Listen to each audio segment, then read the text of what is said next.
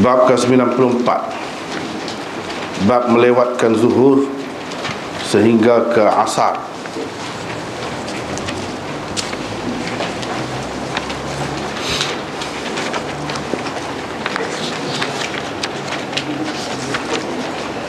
Imam Bukhari dengan sanadnya meriwayatkan daripada Ibni Abbas bahawa Nabi SAW pernah bersembahyang di Madinah 7 rakaat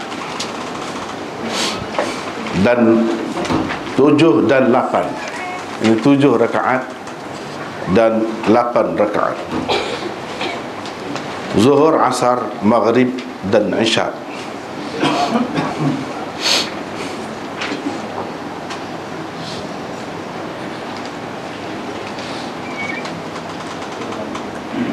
Maka Ayyub berkata, yakni kepada Jabir bin Zaid,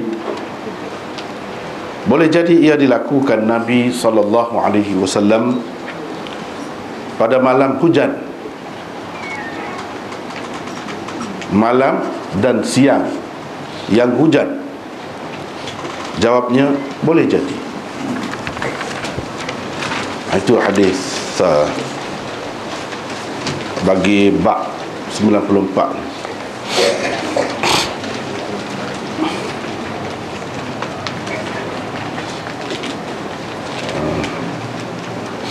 Hak lama-lama mengaji dah tu tahu dah, tapi nampak muka baru pun ada juga, kena rayak juga. Ni bab ta'khir az-zuhr ila al-'asr, orang panggil tarjamatul bab, tajuk bab. Tajuk bab. Imam Bukhari sebelum dia buat mari satu-satu hadis atau beberapa hadis, dia buat bab dulu. Di bawah bab itu adalah satu hadis ke macam ni, bab ni salah hadis. Ada kalanya beberapa. Ta'khir az-zuhr ila al-'asri adalah bab yang dibuat oleh Imam Bukhari. Apa maksud dia? Dia yang istimewanya maksud tajuk bab yang dia buat. Hak ni paling payah sebenarnya. Dalam Bukhari ni hadis tu lebih kurang je. Dalam kitab-kitab lain pun lebih kurang je. Yang paling payah kita nak mengesan maksud dia. Hak orang sudah buat dah, hak tu pun hasil payah lah, penat jerih lah. Orang sudah buat dah, mana kupasan dia berkenaan dengan satu tajuk tu, kalau ada dah kita dapati, ya itu hasil penat jerih, penat. Tapi dia Bukhari ni istimewanya, tidak semestinya ada dah setakat tu ya. Jangan kita fikir gitu, habis selesai dah. Tak boleh, tidak gitu. Dia terpulang kepada masing-masing orang yang baca. Terpulang kepada masing-masing orang yang baca. Kalau orang tu fikiran dia tajam, perhatian dia pun tajam, dia akan nampak mungkin lebih lagi yang tidak ada orang lain sebut sebelum itu. Mungkin. Dan dia banyak ruang-ruang hak lagu tu pelik juga. Pelik lah. Pelik. Sebabnya ada saja bila orang mari kemudian dia nampak gini. Hak ni mari pula, hak dua orang dulu tak nampak, dia nampak gini. Itu yang istimewa. Kira-kiranya orang yang buat kerja ni, buat kitab ni dengan tajuk, dengan susun hadis ni, dia orang yang sangat seni, sangat halus. Pemerhatian dan kajian dia tu halus. Jadi tidak semua orang nampak selalu, semua sekali maksud dia. Kita tak boleh kata Abu Bukhari setakat ni sudah cukup. Tak boleh kata lagu tu tak kena, tu tak ada siapa pun kata lagu tu kita mengaji dengan berguru, dengan tuk guru, juru benar pun, hak memang ahli bahagian dia pun, dia pun kata gitu. Baca sendirilah dia tu. Betul lah. Hak tuk guru saya kata dulu berapa puluh tahun dulu, kita dapati bila kita buat kerja, kalau baca saja tak berapa. Kalau buat kerja memang terasa benar. Terasa benar dia kata apa? Buat kerja lah. Buat kerja tu maknanya buat kajian lah atas Bukhari ni. Kamu akan jumpa, kata dia, setiap kali kamu baca Bukhari ni, setiap kali kamu akan dapat benda baru. Betul, sungguh. Sungguh dia kata, benda baru kamu akan dapat. Begitulah orang lain pun betul juga, kata dia. Tapi kena buat kerja. Dan beberapa buah kitab yang dia kata mesti kena baca. Kalau nak buat kerja atas kitab Bukhari ni, kena baca. Mesti kena baca. Tak boleh tak baca. Kalau tak baca tu dia kata bahasa bengong, kata dia. Bahasa bengong, kata dia. Mana kitab Fathul Bari salah satunya, kena baca. Soal kita setuju ke tidak setuju dengan dia, itu soal lain. Tak apa, ada kebebasan, diberi kebebasan kepada kita. Tetapi kena baca, sebab dia orang yang menghayati kitab tu. Dia orang yang telah buat kerja besar sampai tamat terhadap Bukhari. Jadi kalau kita kata, kita rasalah mana-mana yang sudah ikuti kelas kita ni pun, kalau dia ada asas molek dah, kita katalah kalau lah dia tu ustaz lah, kemah dah, dia akan serah. Setakat ni pun serah dah. Apa beza kitab Bukhari ni daripada kitab-kitab lain? Dia akan serah. Tu baru sekerat sikit baru tu. Bagaimana kalau orang tu teliti daripada awal sampai akhir, dan mengaji daripada awal sampai akhir, tentulah dia terasa keunikan kitab Sahih Bukhari. Macam tajuk ni, kita masih duduk bincang tentang zuhur lagi. Duduk bincang tentang waktu zuhur. Jadi Imam Bukhari buat bab takhirkan, lewatkan zuhur sehingga ke asar. Macam-macam timbul persoalan. Nampak rekah gitu je. Jadi dia nak ayatkan dia. Kemungkinan boleh kan? Boleh ke?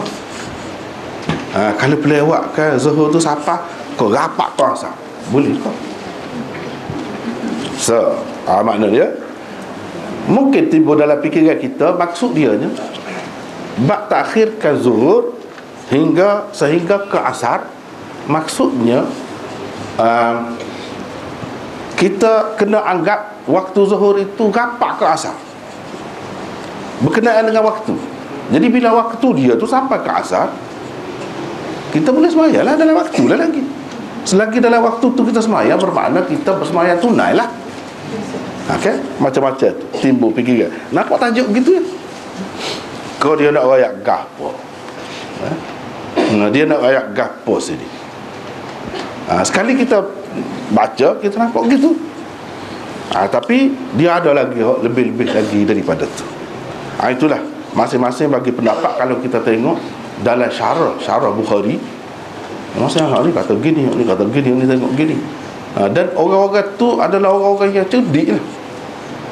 Nak buat syarah Bukhari bukan senang. Kalau kita lain pun payah dah.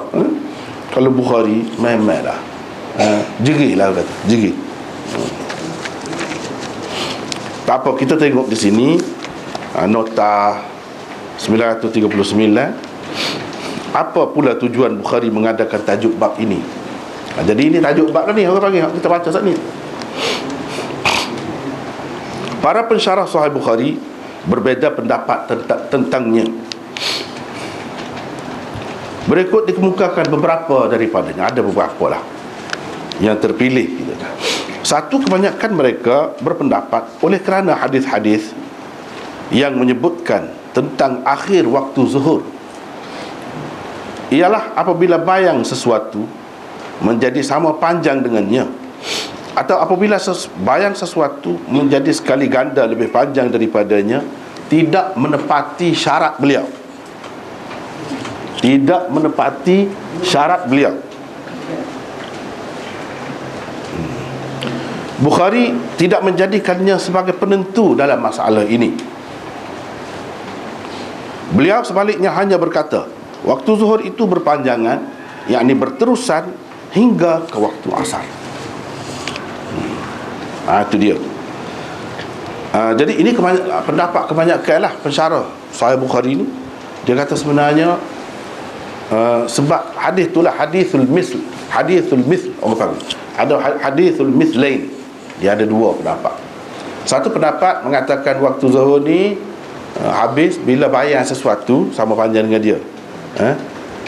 Kita sudah sebut dah sebelum pada ni, tak mengambil kira bayar pada ketika tengah hari itu tu. Kecuali waktu. Jadi bila bayar sesuatu ni jadi sama panjang dengan dia. Lepas sikit masuk waktu asar dah lah. Ada hadis tu, kita sudah jumpa dah, bincang dah dulu. Tapi bukan dalam Bukhari. Dalam Bukhari tak ada.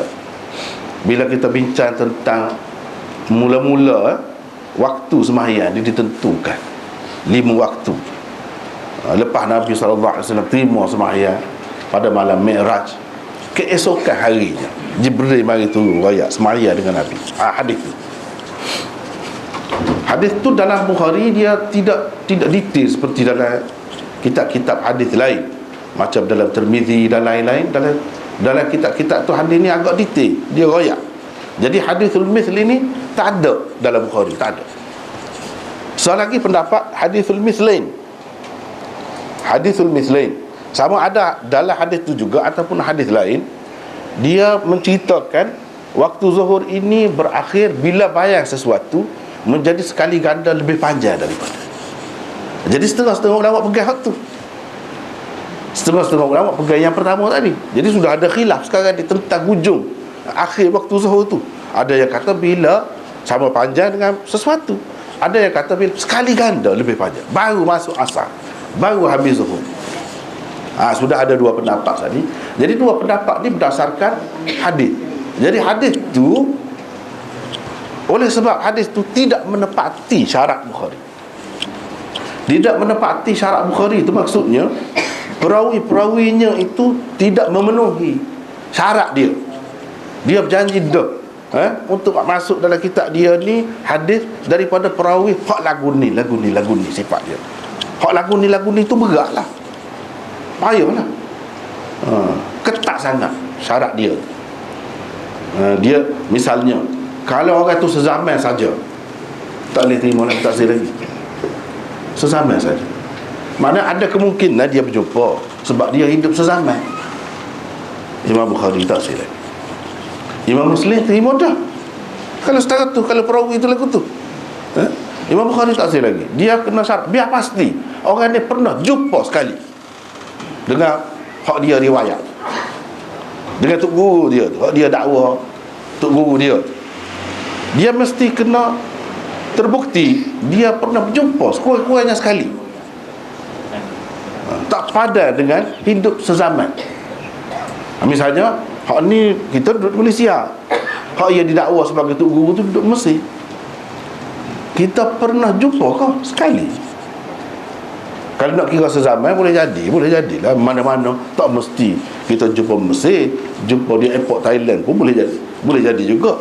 Bangkok tu tak? Pernah jumpa ke dia? Kalau jumpa mana? Boleh jadi pada masa tu lah dia terima, bila tengah jalan tak? Dia kena pasti. Tu kan payah tu kan. Selain daripada hak lain-lain lah, orang yang kuat ingatan dia, orang yang amanah, jujur, dan sebagainya. Jadi syarat dia tu ketat. Oleh kerana hadis tadi, hadis hak sebut sama panjang ataupun sekali ganda lebih panjang daripada sesuatu, hadis tu tidak menepati syarat dia. Sebab itu Imam Bukhari tak sepakat. Dia tak jadikan itu sebagai penentu tentang waktu akhir zuhur. Dia tak jadikan itu sebagai penentu. Tak boleh. Dia hanya kata zuhur boleh ditakhirkan, dilewatkan sampai ke asar. Tapi sampai ke asar tu bila? Tidak ya. Itu cara dia.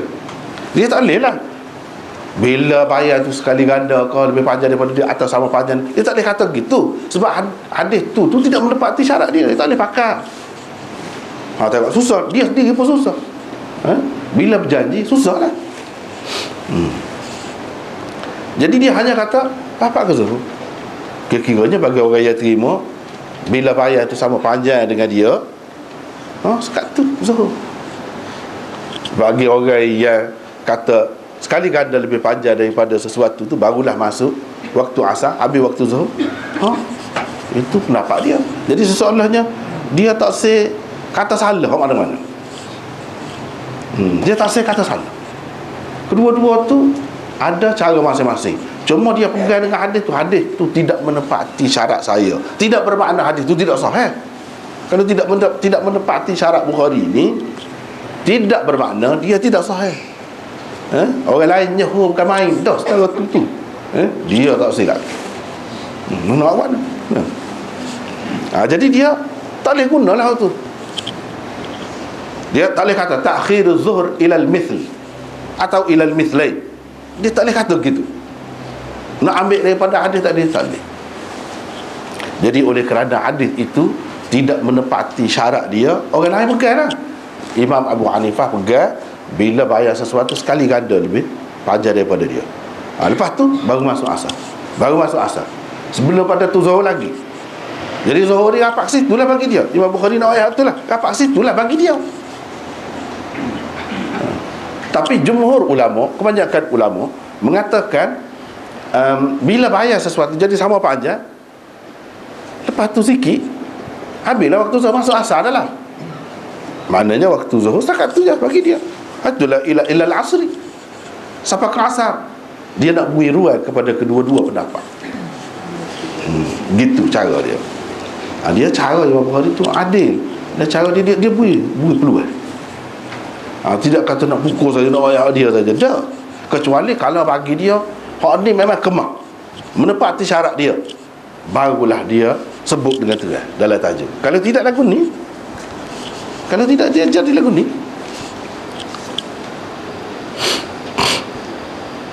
Yang kedua,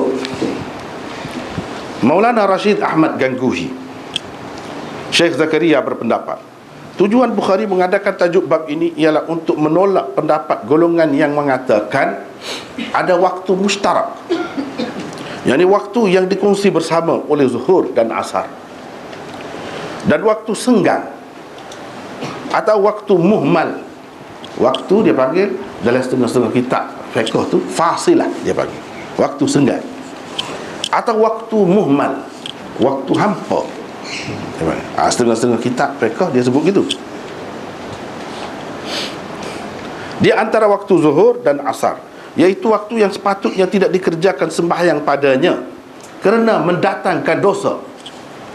Kalau sembahyang pada masa tu dosa, sepatutnya tidak sembahyang masa tu. Walaupun sembahyang seseorang pada waktu itu dikira sah juga, tapi berdosa. Itu waktu muhmal dia panggil, waktu yang hampa. Lagi waktu mustarak. Waktu mustarak mana dikongsi bersama. Mengikut Imam Malik, dia kata bila bayang sesuatu menjadi sama panjang dengan dia, pada ketika tu sama panjang, nak sembahyang zuhur pun sah, sembahyang asar pun sah. Gitu. Pada ketika tu. Kalau seseorang itu sembahyang 4 rakaat sebagai zuhur, tunai. Kalau seseorang itu sembahyang pada masa tu 4 rakaat sebagai asar, tunai juga, sah juga. Itu waktu kongsi bersama. Bila lebih sikit daripada tu, khusus dengan asar saja, habis. Tak boleh lah sembahyang zuhur. Tidak dikongsi lah, khusus dengan asar saja. Tapi kalau masa tadi, asar pun boleh, zuhur pun boleh. Itu pendapat dia. Dia terima adanya waktu mustarak.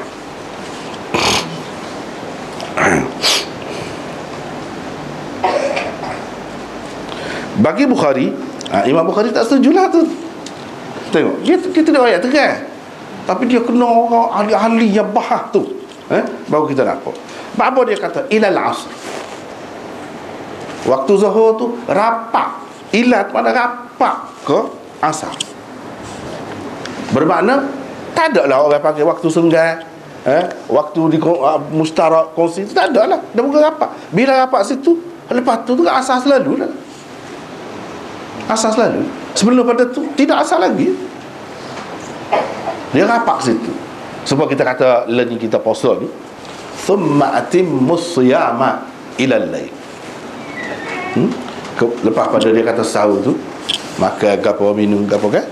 Dia kata lepas tu kamu sempurnakanlah puasa kamu ilal lail, hingga ke malam. Jadi hingga tu malam tu masuk juga ke sekat malam. Start malam tu dak dah lah. Hak tu tidak waktu puasa dah lah. Hala ke mana? Jadi kebanyakan ulama kata ila di situ dengan makna sekat tu ialah puasa. Jadi malam-malam ni bila matahari jatuh, terbenam matahari tu malam lalu lah. Mula-mula masuk maghrib tu. Ilal lain tu sekat tu lah. Bila orang bar tu makan dah. Sekat tu je puasa. Tidak kata ilah ni pas ke dalam malam tu, sebahagian daripada malam tu 15 minit lagi kau, 20 minit lagi kau, ataupun kena terhari. Tidak lagu tu. Tak betul lagu tu. Sebab ilah maksudnya sekat tu. Dengan sebab itulah ulama-ulama bahas juga ni masalah ambil air semaya. Fagsilu wujuhakum wa aydiyakum ilal marafiq. Ila ni sekat siku, dia termasuk siku ke tidak? Tak, dia kata. Pasal apa ila? Guna ila. Sekat ni ya. Siku tak masuk pun tak apa. Kalau seseorang tu ambil dia sajalah dia buat. Siku dia tak kena. Tak apa, sah. Bagi dia. Sebab apa ila? Dia gabung tu lah. Contohnya semua kata kalau kita lebih sikit biar masuk siku kata tu molek, dia kata gitulah. Tapi bagi hak orang pegang lagu tu tak masuk siku pun sah.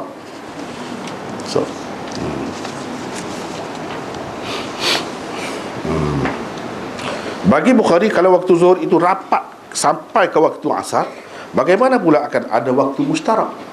Mana dia nak tolak tu pendapat tu tak sah? Atau waktu muhmal, macam mana nak ada waktu tu? Bermakna Imam Bukhari tak setuju dengan itu. Tapi kan kalau kita tak tahu cerita di waktu mustarak ke waktu muhmal, kita tahu gapo di dia nak ayat. No. Tak tahu. Baca saja, terjemahan saja. Waktu zuhur sehingga ke asar. Gapo dia nak ayatnya? Dia nak tolak mana, dia nak terima mana, setakat mana nak terima, tak nampak. Itulah sebabnya yang dikatakan tajuk Bukhari dia buat memang susah.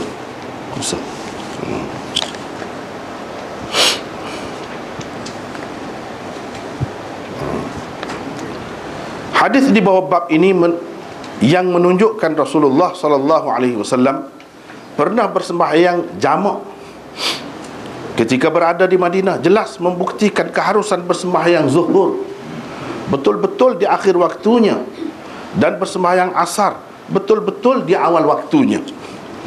Jamak seperti ini dipanggil jamak suri. Dia kata ni dia ni buat gigit tu. Jadi hadis ni Rasulullah sallallahu alaihi wasallam sembahyang di Madinah, dia kata. Sembahyang di Madinah 7 rakaat. Satu kumpulan tu. Lepas tu 8 rakaat. Zuhur, asar, maghrib, isyak. Jadi hak ni sembahyang di Madinah. Bila kata sembahyang di Madinah, Nabi kan dia duduk menetap di Madinah, dia tidak musafir lah. Pada dia tidak musafir ni berlaku mana dia sembahyang jamak. Jadi posisi pula kau. No. Berlaku mana dia sembahyang jamak. Ada pun dia kata inilah dia nak rayaknya dia sembahyang zuhur tu betul-betul di akhir waktunya. Kira-kira jam pas dah molek sudah tu kan. Zuhur tu masuk asar selalu, sambung dengan asar selalu. Sebenarnya sembahyang tu dalam waktu masing-masing. Mana dalam waktu zuhur, asar mana dalam waktu asar. Jamak yang lagu ni orang panggil jamak suri, bukan jamak hakiki. Jamak hakiki ni kita buat zuhur dalam waktu asar, betul-betul waktu asar, kita panggil jamak takhir kan. Ataupun buat asar dalam waktu zuhur, sekali dengan zuhur, betul-betul dalam waktu zuhur, kita panggil jamak takdim. Waktu jamak hakiki orang panggil. Jadi pokok ni Rashid Ahmad Gangguhi dan Syekh Zakaria ni tokoh dalam mazhab Hanafi, dan dia buat syarah Bukhari namanya Lami'ud Darari. Malam mari jumpa dengan anak saudara tu, dia order kitab. Hak ni lah Lami'ud Darari, dia buat dalam bentuk baru jadi 24 jilid. 24 jilid dalam bentuk baru. Siapa tengok kau kitab lain, hak tu lah Lami'ud Darari, hak 3 jilid tu je. Jadi 24 jilid. Jadi dia dalam kitab tu lah dia sebut. Dia sebut Rashid Ahmad Gangguhi memang seorang guru hadis lah. Kalau di Darul Ulum Deoban tu dia Syekhul Hadis lah pada zaman dia tu. Anak murid dia ni ayah Syekh Zakaria tu Maulana Muhammad Yahya. Dia catat dia lah buat dalam bahasa Arab tu. Asalnya dia ceramah pun kita ni dalam bahasa Melayu, dia ceramah dalam bahasa Urdu. Anak murid dia tu buat. Lama kemudian tu Syekh Zakaria buat hasyiah atas ayah dia buat. Jadilah Lami' Ud-Darari. 2-3 orang buat. Itu ceritanya. Jadi dia, oleh kerana orang mazhab Hanafi ni dia tak terima jamak hakiki. Jamak hakiki, jamak takdim ke, takhir ke, tak boleh dia. Musafir sekalipun tak boleh. Kecuali pada ketika orang tu buat kerja haji. Tu je. Masa tu je boleh dia jamak hakiki, jamak serati. Hak boleh bagi dia je musafir siapa pun jamak suri. Jamak suri ni sebenarnya ni buat zuhur dalam waktu zuhur tapi betul-betul di akhirnya. Buat asar dalam waktu asar tapi betul-betul di awalnya. Begitu juga dengan maghrib dan isyak, sama. Yang ada hanya jamak suri saja. Bagi dia qasar itu wajib. Kalau orang bermusafir qasar wajib. Setengah-setengah ulama dia kata kalau tak qasar tak sah sembahyang itu. Hak kata lebih tu tentu je, lebih qasar tu wajib dia kata. Kalau sembahyang juga tamam setengah tu kata bukan tak sah tapi dosa. Sah tapi dosa. Ada yang kata siapa tak sah. Dia qasar dia pegang kuat tapi jamak hakiki tak ada dalam mazhab Hanafi. Sebab itu dia cuba ni hadis ni dia takwilkan untuk jamak suri dia lah. Jadi Nabi buat gini mana boleh. Nabi kan jaga benar, inna salata kanat alal mu'minina kitaban mawquta. Jelas waktu tu jaga waktu sembahyang ni ada waktu-waktu dia. Takkanlah Nabi sallallahu alaihi wasallam sembahyang luar waktu. Tak kira lah kamu namakan jamak takhir, kau jamak takhir tak kira, luar waktu lah orang panggil. Apa lagi kalau duduk di Madinah pula, bukan dalam perjalanan. Tak boleh sabar tu. Dia sendiri yang langgar Quran. Tak boleh sabar. Jadi caranya lagu mana? Bukhari nak ayatnya boleh kita pelawatkan zuhur sampai ke asar. Mana buat zuhur tu betul-betul dekat asar. Kira-kiranya bila habis zuhur tu masuk waktu asar. Lepas tu asar semaya asar selalu. Dengan sahabat-sahabat dia. Itu kita panggil jamak suri dia tu. Itulah tubik jamak suri tu. Jadi maknanya Imam Bukhari ni setuju support dengan Imam Abu Hanifah juga. Jamak suri dia terima tu jamak suri. Jamak suri ni boleh buat ketika tidak musafir pun di rumah kita boleh buat. Terutamanya kalau orang tu uzur ke apa lagilah. Boleh lah. Kalau tidak jadi nyusah kau misalnya kita kata. Jadi jamak suri. Demo tu kata begitu. Sebabnya ialah Rasulullah sallallahu alaihi wasallam cukup menjaga waktu-waktu sembahyang. Baginda sallallahu alaihi wasallam tidak mengerjakan sembahyang kecuali pada waktunya, melainkan dalam keadaan bermusafir atau ada sebab-sebab lain. Hakikat ini dapat dilihat melalui hadis yang diriwayatkan oleh Ibnu Mas'ud ini. Kata beliau, ni bukti bahawa Nabi ni dia sembahyang jaga benar waktu. Tak ada dia buat di luar waktu. Tak ada begitu. Jadi kalau ada hadis hak nampak kita cuba takwil lah. Jangan siapa jadi nampak Nabi ni sembahyang di luar waktu.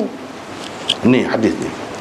Ma ra'aitu Rasulullah sallallahu alaihi wasallam shalla salatan li ghairi miqatiha illa salatain jama'a bain al-maghrib wal 'isha bi jam'in wa shalla al-fajr yawma idzin qabla miqatiha. Bermaksud tidak pernah kulihat Rasulullah sallallahu alaihi wasallam bersembahyang bukan pada waktunya. Ni kita kena jadikan hak ni asas, kata dia. Hak lain-lain kalau nampak dah bercanggah ada sembahyang luar waktu tak boleh, kena takwil biar serupa dengan ni. Sebab apa? Hak ni kena jadikan asas kali. Melainkan dua sembahyang. Baginda sallallahu alaihi wasallam telah menjamakkan sembahyang maghrib dan isyak di jam'in, yang di Muzdalifah. Ketika dia buat kerja haji lah. Sebab tu dia kata ketika tu jamak sungguh di luar waktu. Boleh jamak hakiki, jamak sengerti ketika tu. Sembahyang subuh pada hari itu baginda kerjakan sebelum waktunya. Yang ni sebelum waktunya yang biasa. Kalau sebelum waktu mana boleh sembahyang subuh, sebelum waktu tak masuk subuh lagi. Tak ada kata lagu tu. Jadi sebelum waktu dia kata dia hak skala-skalanya dia sembahyang lewat Nabi dia kata. Dia buat ikut tu.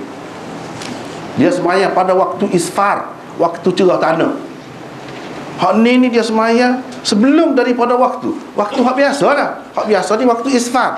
Hak ni dok waktu ghalas. Masuk waktu subuh tu dia sembahyang lagi. Ni sembahyang bukan pada waktunya. Tak ada siapa kata apa ni sebelum waktu tu, makna sebelum masuk subuh. Mana ada lagu tu. Jadi apa maksud? Maksudnya sembahyang pada waktu ghalas, di awal waktu subuh tu masih gelap lagi pada ketika tu. Hak ni orang panggil apa? Sembahyang pada waktu hak tidak biasa. Hak tidak biasa. Dia bukan hadis ni. Dia bukan hadis ni. Kalau kita kata apalah sembahyang subuh lewat-lewat, dia kata afdal lewat. Ni Nabi hak jarang buatnya pada waktu lah. Dia buat ikut. Kita tak setuju, tak apa tu. Biasalah orang lain tak setuju, ramai. Orang ramai tak setuju dengan tu. Tapi dia pegang hak ni. Nak kata. Lepas tu hadis ni ada dalam Bukhari, ada dalam apa semua ada. Ni tu. Hadis riwayat Bukhari, Muslim, Abu Daud dan lain-lain ada lah tu. Apa makna? Cuba rayak kata dia. Sembahyang sebelum waktu subuh ni. Cuba rayak. Takkanlah sebelum waktu tu, sebelum masuk subuh. Siapa kata lagu tu? Tak ada kata lagu tu. Ini bermakna hak skalanya dia sembahyang ada waktu dia. Hak ni dia sembahyang sebelum waktu tu. Sebelum waktu ghalas lah kata dia. Waktu ghalas. Hak Nabi skala sembahyangnya waktu isfar. Sebab tu ya kita sembahyang waktu isfar kata dia.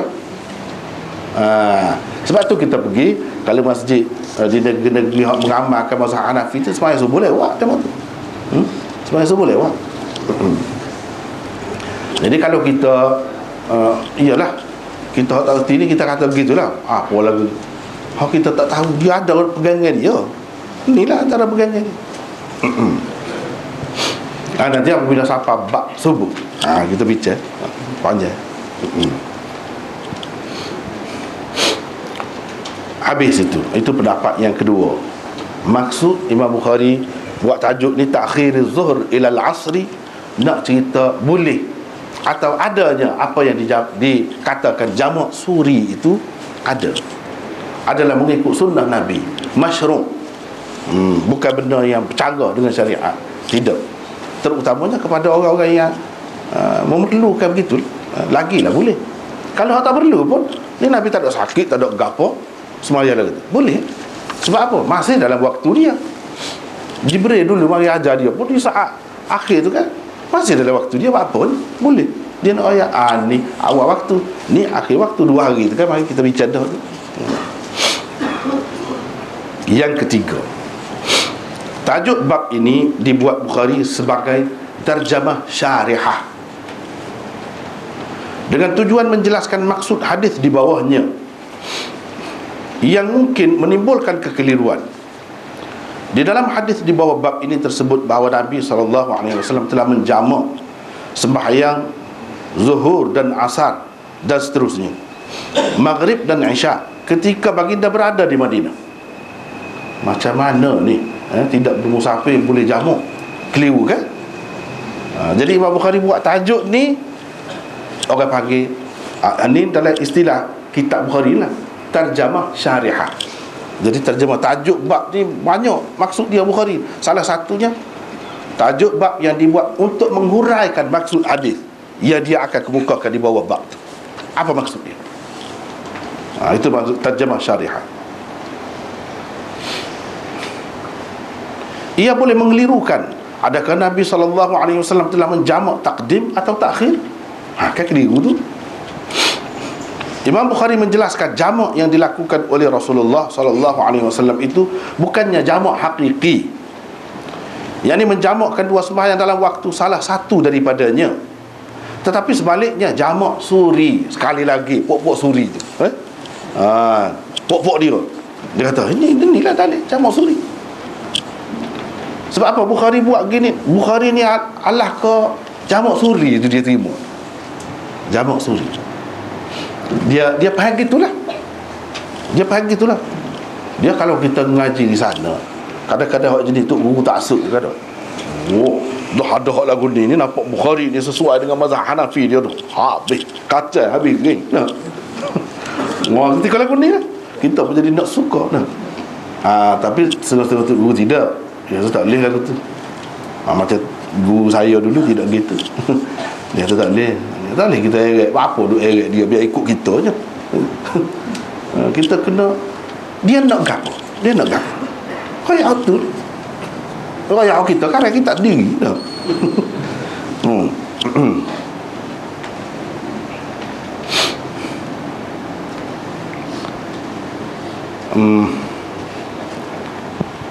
Pada hakikatnya setiap daripada dua sembahyang itu dikerjakan pada waktu masing-masing.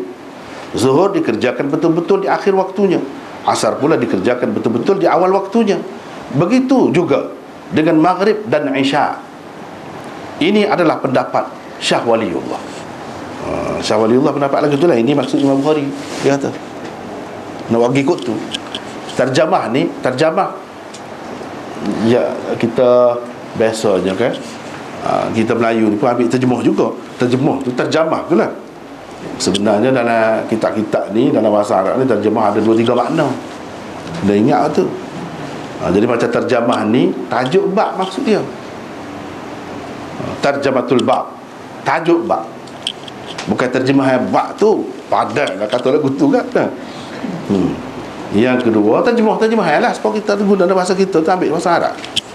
Yang ketiganya, terjemah dengan makna biografi, biodata, seseorang, pengarang kau, siapa kau, itu terjemah juga.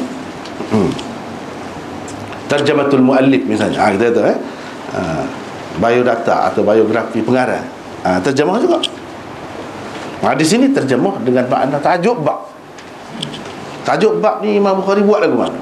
Sebab seperti saya sudah sebut dah kan, dia Imam Bukhari ni nak faham tajuk bab dia tu, mengikut Syekh Zakarianya, dia kena faham beberapa usul. Dan dalam kitab yang disebut tadi Lami'ud Darari itu, dalam mukaddimah dia sebut lebih 70 usul untuk nak faham, baru faham boleh tajuk bab yang dibuat oleh Imam Bukhari. Misalnya kita nak kata ni tajuk bab ni dengan makna terjemah syariah. Itu salah satu kaedah tu. Terjemah syariah ni benda lagu ni. Ini pendapat Syah Waliullah. Yang keempat, sebelum ini Imam Bukhari telah membuat bab untuk menyatakan permulaan waktu zuhur. Permulaan waktunya amat jelas, iaitu apabila matahari tergelincir. Jelas betul. Oleh kerana para ulama berbeza pendapat tentang penghujung waktu zuhur, ada yang berpendapat ia berakhir apabila bayang sesuatu menjadi sama panjang dengannya, dan ada pula yang berpendapat ia baru berakhir apabila bayang sesuatu menjadi sekali ganda lebih panjang daripadanya. Bagi Bukhari, kedua-dua pendapat itu mempunyai alasan tersendiri, dan masing-masing daripadanya agak kuat. Walaupun kita nampak Imam Bukhari lebih setuju dengan pendapat bila sama panjang tu, bukan sekali ganda lebih panjang dah. Tapi bila hujah orang ni kuat, dia menera juga Imam Bukhari. Dia orang halus, orang seni, orang beradab. Dia beri peluang jugalah pada dia. Dia tak pilih dengan terang hak ni. Kecuali kita tahu dia ni hak mana dia pilih, kita boleh tengok daripada hadis hak bawah tu. Itu cara dia. Daripada hadis hak dia ke muka.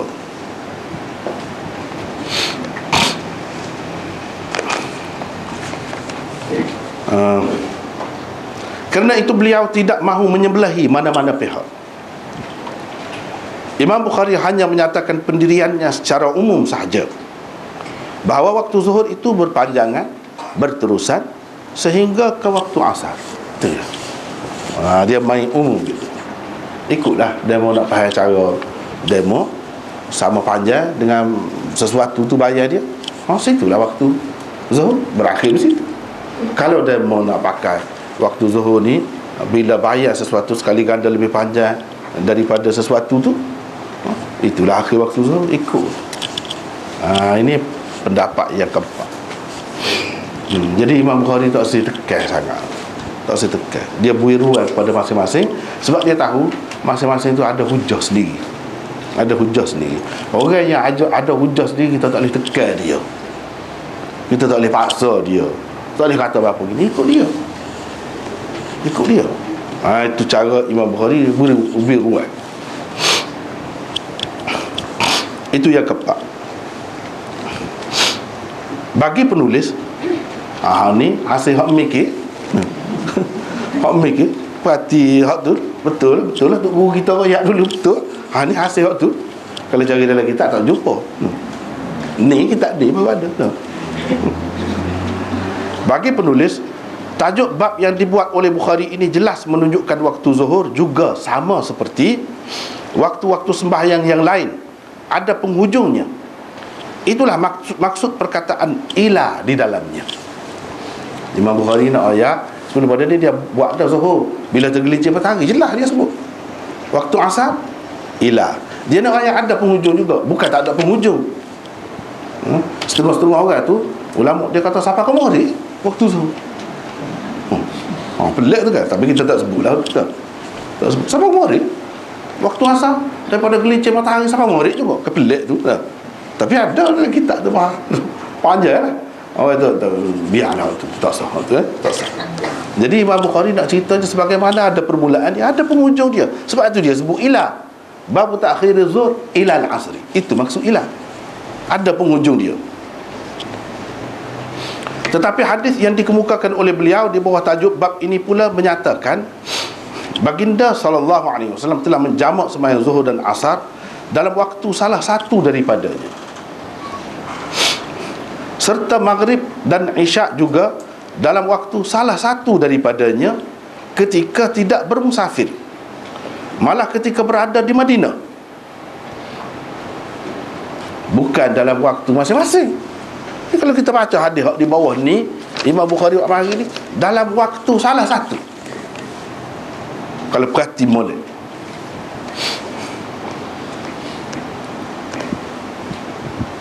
ia pada zahirnya kelihatan tidak sesuai dengan tajuk bab.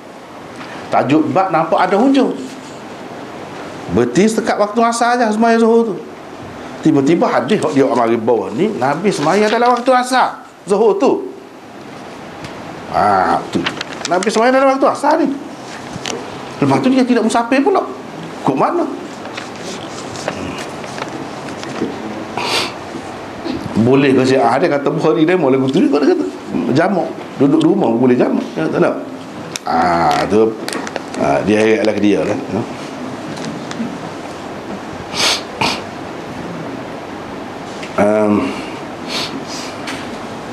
Tajuk bab hanya menyatakan keharusan melewatkan sembahyang zuhur hingga ke waktu asar, hingga ila. Artinya ialah sebelum lagi masuk waktu asar.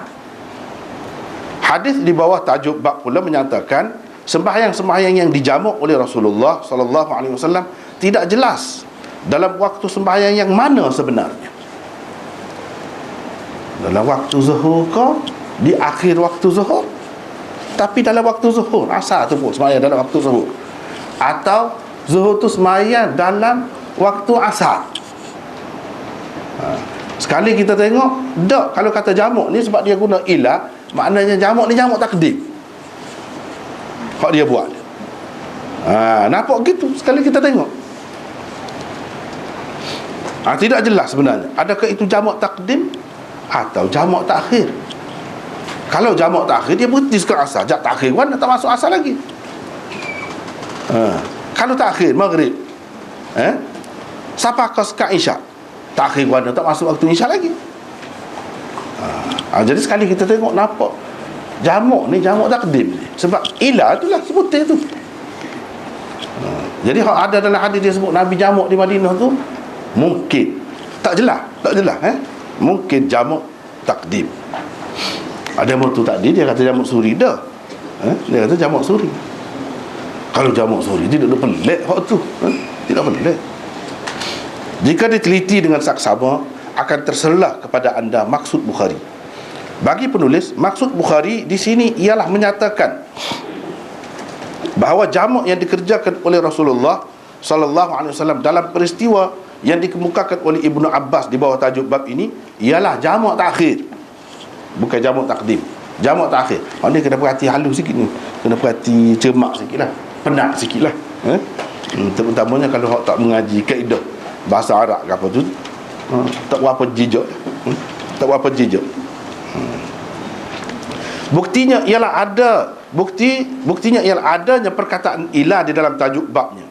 Cuma selepas ilah itu semestinya ditakdirkan satu perkataan sahaja.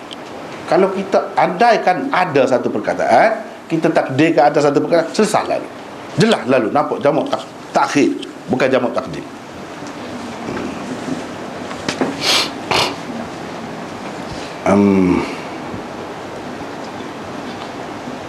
Gitu. Iaitu perkataan dukhul sebagai mudhaf yang dibuang, yang ini mahdzuf. Maka tajuk bab yang dibuat Bukhari itu selepas ditakdirkan akan jadi begini saja, akan jadi gini: bab ta'khir az-zuhr ila dukhul al-'asr. Ila al-'asr itu celah tu kita tambah dukhul satu, ila dukhul al-'asr, mana mentakhirkan zuhur sehingga masuk waktu asar. Bila masuk waktu asar, sembahyang zuhur tu dalam waktu asar lah, jadi jamak takhir lah lagu tu. Tapi kena takdir dukhul di celah. Pak kita tahu mana nak takdir dukhul ke gapo ke tak? Tu dia benda seni lah. Benda seni lah. Misalnya tajuk ni sendiri, bab ta'khir az-zuhr ila al-'asr. Ila al-'asr itu ila al-'asr saja gitu. Kalau kita nak kira ila waqtil 'asr, hingga ke waktu asar, boleh. Takdir lah tu orang panggil. Misalnya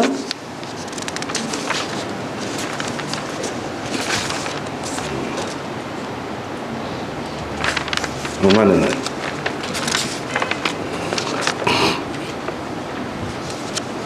Misal ni kita tak usah pergi jauh lah, ada dalam ni.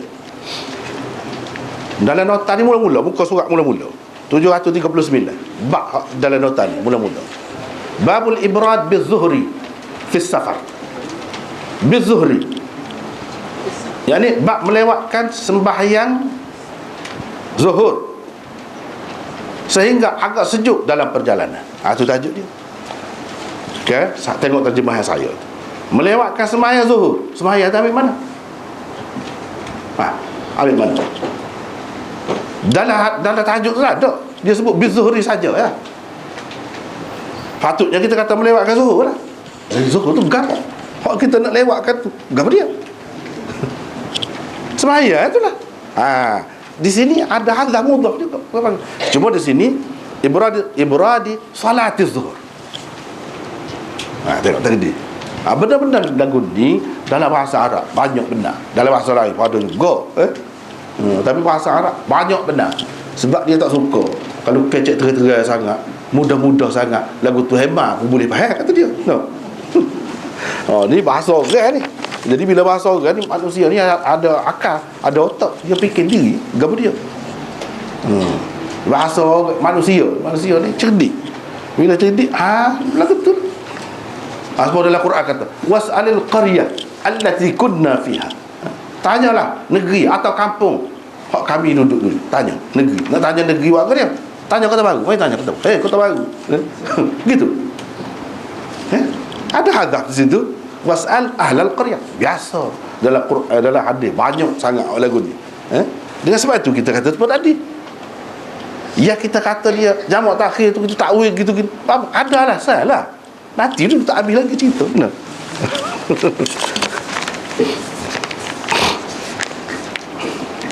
Jadi lalu dapatlah pula kita katakan seterusnya, wa ta'khiril maghrib ila dukhulil isya, melewatkan sembahyang maghrib hingga masuk waktu isya. Jamak takhir juga sih. Sebab dalam hadis riwayat Nabi bukan sembahyang zuhur dengan asar saja, dia sembahyang maghrib dengan isya. Kalau mengikut tajuk yang dibuat oleh Imam Bukhari ni, kita boleh tambah maghrib dengan isya lagu tu juga. Wa bab ta'khiri al-maghrib ila al-isya. Ini ila dukhulil isya, ila dukhul waqtil isya. Bila ila dukhul waqtil isya, maknanya dalam semaya isya, dalam waktu isya lah. Hak tu kan panggil jamak takhir lah. Kan begitu. Dia kena tu benda. Sebab apa? Dalam bahasa Arab banyak guna benda lagu ni. Boleh jadi kita ramai-ramai tak apa jijak biarlah dah. Takkanlah nak jijak kat umum pula.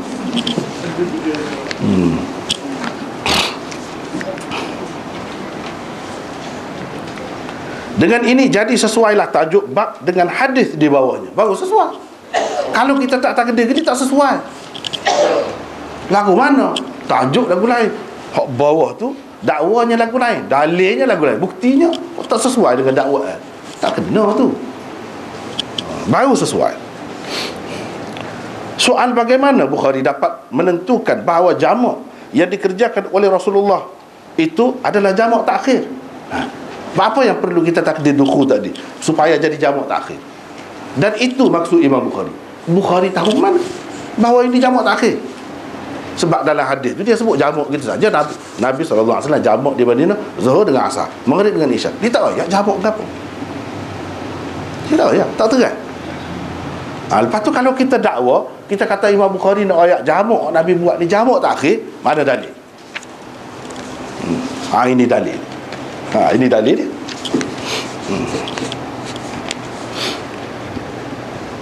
Jawab Kirmani, boleh jadi beliau mengetahuinya melalui hadis ini, menerusi saluran riwayat yang lain. Hadis ini juga, tapi melalui saluran riwayat yang lain ada nampak situ menunjukkan jamak takhir yang Nabi buat. Tapi riwayat tu dia tak kemukakan di sini. Dia tak kemukakan di sini. Dia kira atas percaya, gitu, atas percaya. Atau beliau sengaja meringkaskannya. Dia meringkas. Sebenarnya dalam riwayat ni hak panjang ada sebut bahawa Nabi semaya ni menunjukkan jamak takhir, tapi dia ringkaskan hadis ini. Itu salah satu sebab. Mungkin juga beliau memahaminya melalui isyak atau jalinan cerita hadis itu. Dia faham situ bahawa ini jamak takhir. Pada pendapat penulis, Bukhari mengetahuinya menerusi beberapa riwayat Ibnu Abbas yang lain. Sebab Kirmani kata tu yang pertama, dia buat 3 andaian tadi. Yang pertama sebenarnya riwayat Ibnu Abbas ni, sekarang ni riwayat Ibnu Abbas tak terang. Kita tengoklah tempat lain. Bila tengok tempat lain jumpa, baru tahu memang jamak takhir Pak Nabi buat di sini, baru tahu. Ni contohnya. Antaranya ialah 2 riwayat berikut ini. Akhbarani Abu Asim Qushaysh ibnu Asram dan seterusnya. Tak apalah, sanad tu biar.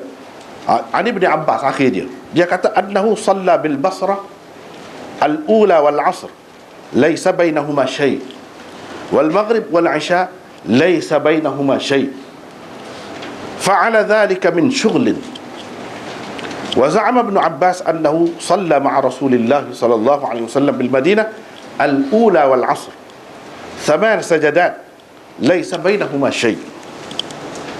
Bermaksud Ibnu Abbas pernah bersembahyang zuhur dan asar,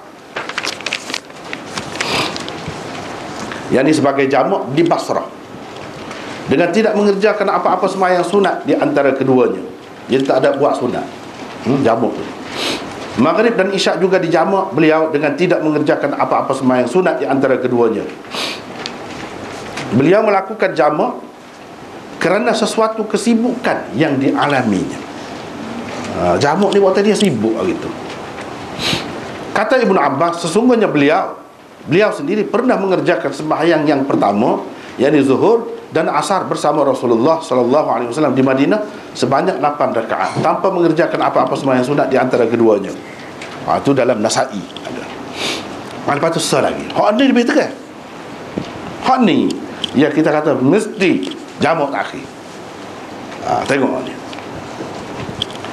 Jadi kita ambil itu Abdullah bin Syaqiq kata khatabana Ibnu Abbas yawman ba'da al-'asr hatta غربت الشمس وبدت النجوم وجعل الناس يقولون الصلاة الصلاة قال فجاءه رجل من بني تميم la yafturu wa la yanthani as-salah as-salah.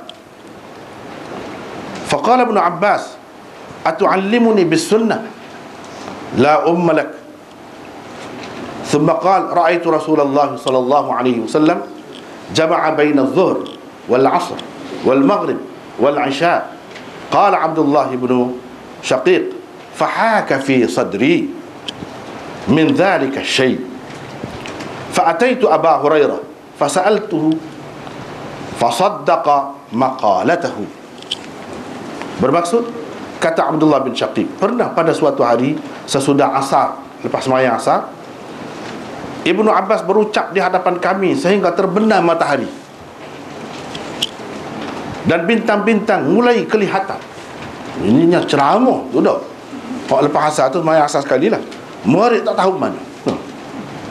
Sehingga ada murid ni nampak pita. Orang ramai mula berteriak mengatakan sembahyang, sembahyang. Murid. Malah seorang lelaki Bani Tamim terus tampil ke hadapannya lalu berkata, sembahyang semua, bergedepan kata. Kata Ibnu Abbas, apakah engkau hendak mengajariku tentang sunnah Nabi, pun ajar sunnah aku? Tu betul lah kamu kalau macam tu,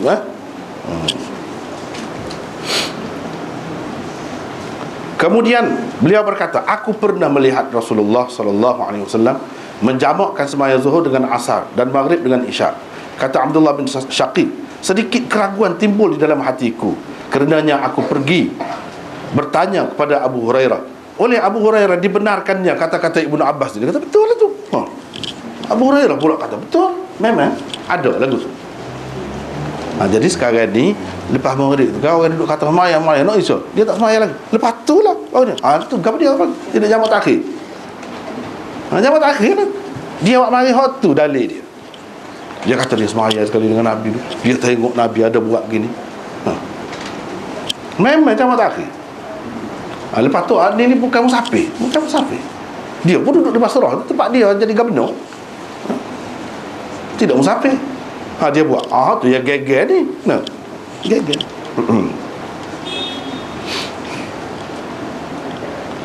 Itu habis itu. Jadi ni maknanya Imam Bukhari nak cerita sembahyang takhirkan zuhur sampai masuk waktu asar boleh. Mana kita buat jamak takhir, tidak ketika musafir, tidak hujan, tidak sakit, tidak perang, tidak apa. Saja-saja. Ataupun kalau Ibnu Abbas dia ada kerja, kenapa dia kerja? Dia duduk ceramah. Dia duduk ceramah. Bagi Imam Bukhari boleh buat. Kadang-kadang kita boleh buat lagu tu. Jangan buat kebiasaan. Jangan buat sama. Kalau buat sama jadi Syiah.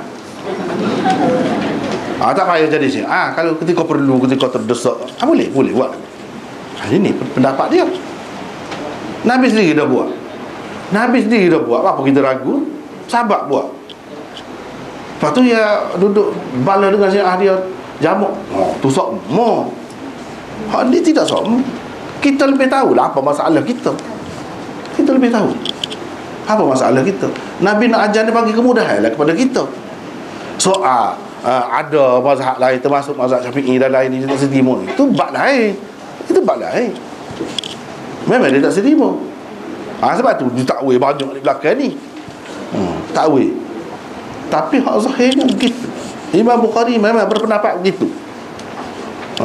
Tak payah heret lah alah ke masing-masing. Tak payah. Dia memang nak ayat pada ketika tidak musafir, tidak apa. Kadang-kadang kita lebih tahu apa hal kita, apa masalah kita. Boleh jamak. Mana hak kata jamak ni tak boleh dalam keadaan tidak musafir, tidak ada apa-apa. Bukan ijma' lagi. Bukan masalah ijma' tu. Hak ni hadis riwayat Muslim. Hak tadi dalam Muslim. Apa nak kena? Jelas tu. Bukan jamak suri apa lagu tu? Tidak jamak suri.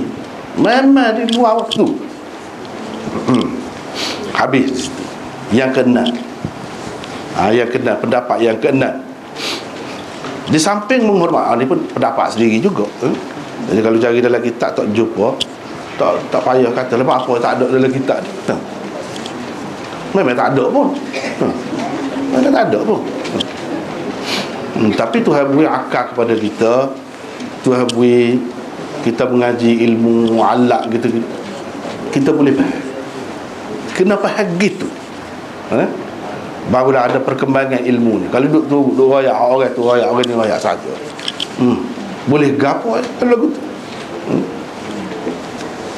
Ni yang kena. Ni kena perhati pula. Sebab dia ada kaitan dengan hak dulu. Ada kaitan dulu, kita faham dah sekali. Ini cara Imam Bukhari. Kalau orang yang mengaji Bukhari dah ikuti, memang dia tahu cara dia gitu. Imam Bukhari style dia gitu. Nak kena, kalau dia nak sabitkan sesuatu, dia akan buat mari. Lepas tu dia berhenti sementara dia cerita, pada mari pula nak ayat tu, dia tak putus lagi, tak habis lagi. Tu kepada orang yang mengaji Bukhari, dia tahu memang gitu Imam Bukhari. Mula-mula dia mari hak tu kurang kuat, lepas tu dia kuat akhir sekali kuat kemuncak dia. Mula-mula dia mari kurang terang, lepas tu kau terang jelas. Itu cara dia. Dia nak menyabitkan sesuatu perkara, gitu cara dia. Jadi kita kena faham lah cara dia tu, barulah tu jadi lagu ni. Tak apa, tengok. Di samping menghormati dan menerima kesemua pendapat yang telah diberikan itu, penulis berpendapat Imam Bukhari masih tidak berpuas hati dalam usahanya mengadili dan mengimbangi kekesalan dan kemarahan Anas radhiyallahu anhu. Kan dulu Anas marah benar kau pokok Bani Umayyah ni kan. Lepas ke Syam dia pergi, lepas ke Syria lah ni lah, dia pergi nak mengadu hak. Kita tengok dia pun buat lagu tu juga. Tu kan, dia nak marah lah, apa lagu dia tidak ikut sunnah Nabi ni. Sebab itu kalau kita tak fahamkan, kita tak sera, kalau kita tak ikut cara ni, berapa ya orang-orang Syiah kata apa di Imam Bukhari ni sebenarnya upahan puak-puak Bani Umayyah. Apa? Sebab banyak tempat kalau kita perhati, tapi kalau tak perhati tak apa. Memang dia bela Bani Umayyah, tapi ada cara dia sendirilah. Dan dia bela dengan hujah. Jadi orang kata upahan apa zaman dia ni bukan zaman Bani Umayyah. Kalau penulis-penulis lain dia caci Bani Umayyah, boleh piti, boleh upah orang tak marah. Muka pemerintahan Bani Abbas dah, orang bos suka baru. Ni tak, di zaman pemerintahan Bani Abbas dia pergi puji pertentangan. Siapa dia nak upah dan waktu jatuh dah. Tak pernah siapa tu, kecuali kerana dia fikir itu yang benar baik di sisi dia. Nak kata upah apanya, habis dah sampai kerajaan Bani Umayyah tu. Tak pernah siapa. Kalaulah dia nak keuntungan dunia, sepatutnya dia cacilah, dia kemah lagi hak tu, hak kritik Bani Umayyah, dia kemah hak tu sepatutnya. Barulah senang hidup. Ni tak bertentangan dengan pemerintah semasa tu. Jadi orang tak erti, dia kata begitu, kata ikut serah. Dia kata terhadap perbuatan sesetengah pemimpin Bani Umayyah yang melewat-lewatkan sembahyang dengan alasan yang dipegang pemimpin Bani Umayyah itu sendiri dalam soal ini. Dulu saya sudah cerita dah, Bani Umayyah ni dalam masalah sembahyang ni, dia kalau kita nak tengok contoh dia sampai kemudian ni, puak-puak Hanafi, mazhab Hanafi memang sembahyang lewat semua dia. Subuh lewat, waktu isfar, Zuhur, kalau berdasarkan hadis Ibrad, waktu panas lewat juga.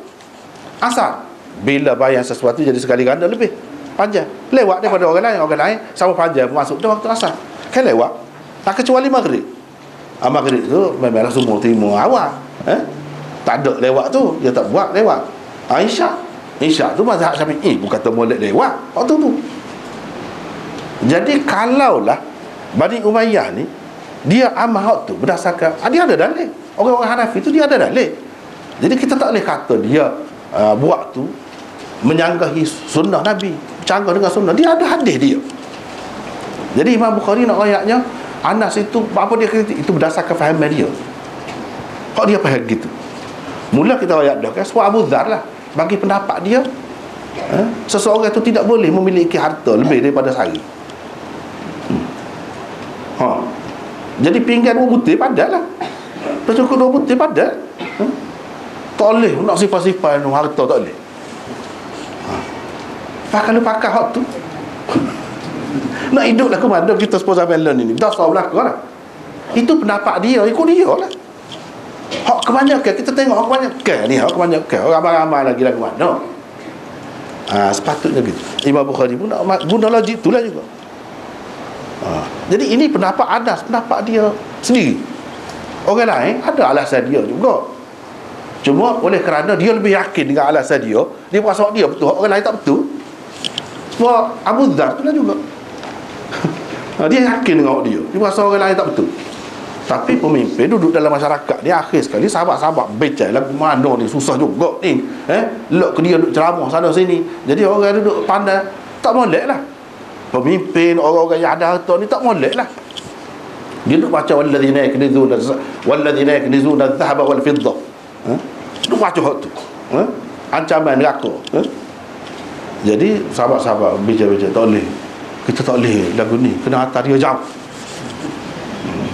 Biar dia tak boleh ceramah ke orang ramai ni, jadi susah lah orang. Fikir orang jadi musuh pula terhadap orang-orang lain. Akhir sekali dia hantar ke Rabadah tu kan, dalam cerita.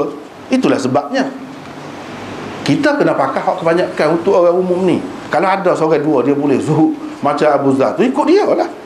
Tapi hak ramai-ramai kita nak paksa, nak dorong orang cara sampai Nabi dulu lagu mana, bukan lagu tu. Sahabat-sahabat ramai lagi faham. Tidak gitu.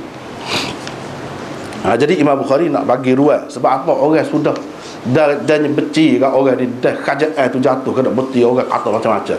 Terlajak Imam Bukhari tak suka lagu tu. Ni cara Imam Bukhari. Kita tak kenal ke dia pun, janganlah sampai lebih-lebih. Hak bukan-bukan kita heret jadikan kecacatan dia, keaiban dia. Sebenarnya bukan aib. Bahkan itu adalah salah satu cara. Ini cara dia adil.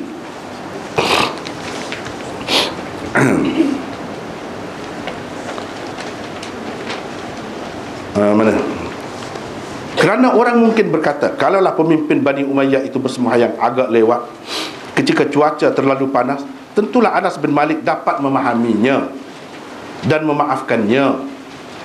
Kalau ada alasan gitu, dia ni tidak laku tu lah ni, hak tu dia marah tu. Anas tentunya mengetahui sabda Rasulullah sallallahu alaihi wasallam yang berbunyi, "Idza shtaddal har fa'abridu 'anis salah, fa inna shiddatal har min fayh jahannam." Apabila kuat sangat panas, maka kerjakanlah sembahyang setelah agak sejuk. Kerana panas yang kuat sangat itu berpunca daripada hembusan neraka jahannam.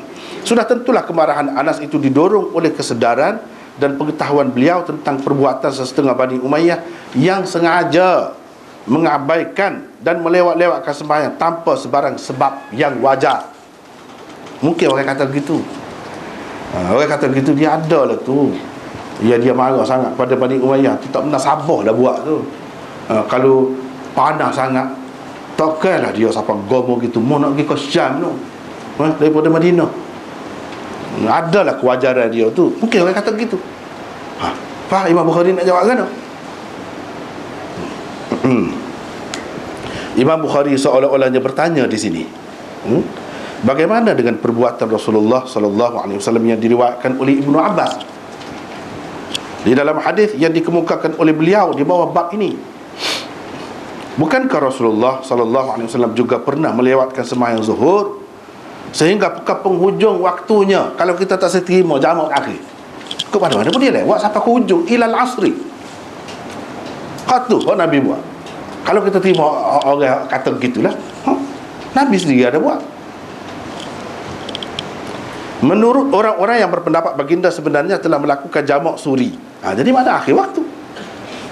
Bukankah Rasulullah sallallahu alaihi wasallam juga pernah melewatkan sembahyang zuhur dengan menjamaknya dengan asar dalam waktu asar, atau sebaliknya, dan menjamakkan waktu maghrib dan isyak dalam waktu isyak, atau sebaliknya, ini dalam waktu maghrib takdim. Menurut orang-orang yang mengatakan baginda sebenarnya telah melakukan jamak hakiki, bukan jamak suri. Kalau hak kata jamak hakiki tu kan, mana buat dalam salah satu waktu lah. Maknanya Rasulullah telah melewatkan sembahyang lah. Dia musafir kok tidak, dia sakit kok tidak. Apa tu? Jadi kalau ada jaga-jaga Bani Umayyah buat lagu tu, apa ya duduk kata sangat tu. Kalau ada Anas, itu pendapat dia, supaya pendapat Abu Dzar tadi dalam masalah memiliki harta, sifat harta, itu pendapat dia lah.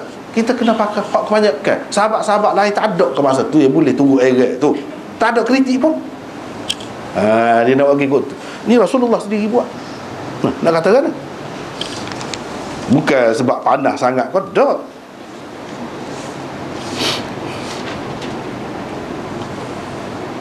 Semua ini dilakukan oleh Rasulullah sallallahu alaihi wasallam secara berjamaah dengan para sahabatnya ketika tidak bermusafir, tidak sakit, tidak hujan, dan tidak dalam ketakutan perang. Kita kata dalam hadis tu dia kata boleh jadi pada malam yang hujan, boleh jadi. Dia bukan sahabat kok dia kata boleh jadi saja. Hak sebenarnya dalam riwayat Ibnu Abbas, hak terang ada, kita kemukakan. Tak sakit, tak hujan, tak gapo. Banyak kan Ibnu Abbas dia riwayat tu. Bukan perawi hak bawa, hak tak ada dengan zaman Nabi tu. Itu dia agak saja. Sama-sama hak tak ada dengan zaman Nabi. Boleh jadilah kata dia. Ya Ibnu Abbas dia riwayat tu. Tidak lagu tu.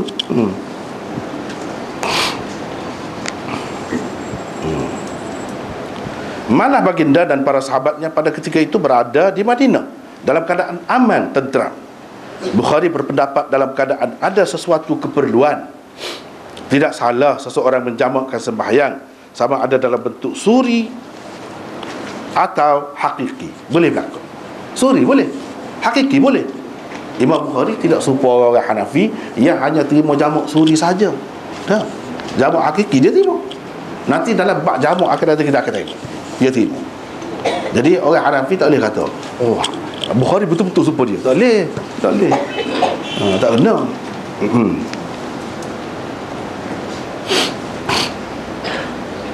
Walaupun ia berada di tempat sendiri dan tidak dalam keadaan bermusafir sekalipun, dengan syarat ia tidak dijadikan sebagai suatu kebiasaan. Itu syarat. Kecomel kalau lagu tu. Kadang-kadang kita ni asal hak tidak iman kita lah, kita biasa tu tak mau nak tosi pejam mata. Tengok dulu rugi siapa, untung siapa. Sepatutnya begitu. Imam Bukhari riwayat ni cukup comel. Bukan sama. Adalah ketika kita duduk rumah pun ada masalah. Tidak mesti dalam perjalanan saja masalah. Jangan jadikan kebiasaan. Kan ada turuan seorang imam besar berpendapat begitu. Tak bukan Imam Bukhari seorang, nanti kita jumpa lepas ni. Kalau begitu tidaklah patut perbuatan sesetengah pemimpin kerajaan Bani Umayyah yang kadang-kadang melewatkan sembahyang kerana sesuatu sebab itu dikecam, dicerca dan dijadikan sebagai bahan momokan di kalangan umat sehingga menimbulkan kebencian dan dendam kesumat terhadap mereka. Itu maksud Imam Bukhari.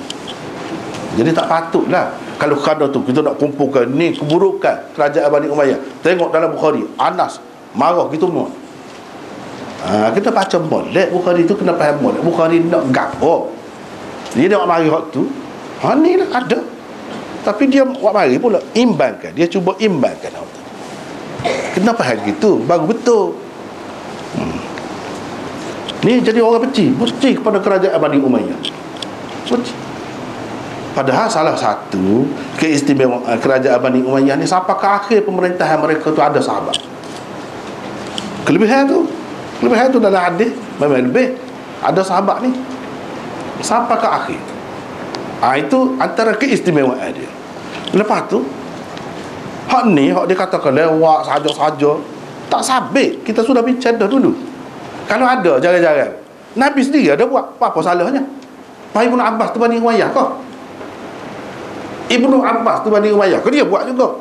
Apa tak kata ke dia? Itu maksud Imam Bukhari. Kalau kamu betul-betul ada, katalah kata pada Ibnu Abbas tu. Kau kata dia Ahlul Bait, kamu tak berani kata. Itu cara. Tapi ini memang kena perhati molek lah. Dia tak puas hati lagi, dia nak pergi pesuk. Tengok ni. Itu kemuncak dia. Pasti dia tak ada dah.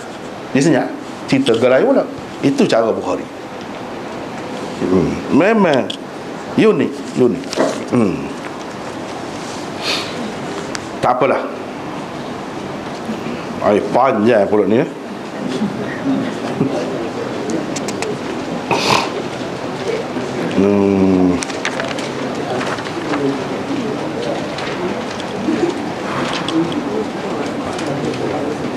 Mana? Baru masuk bab hadis tak ada bicara lagi ni. Tak apa, kita tengok lagi. Dah lagi ni. Jadi hadis ni Imam Bukhari buat mari tak apa tu kan. Jamak takhir ke, jamak takdim ke. Bahkan perawi dia menimbulkan keraguan dia. Boleh jadi malah hujah bukan tak boleh jadi gitu. Jadi sungguh ke gini? Kena tengok lain. Ni cuba tengok ni. Hadis Ibnu Abbas ini nota 940 tu. Hadis Ibnu Abbas ini telah diriwayatkan oleh Sa'id bin Jubair dengan lebih jelas dan terperinci. Imam At-Tirmidzi mengemukakannya di bawah satu bab yang diadakannya berbunyi bab ma jaa fil jam'i baina salatain fil hadar. Tu kan? Apa maknanya bab hadis-hadis tentang menjamakkan dua sembahyang pada ketika tidak bermusafir. Boleh juga jamak.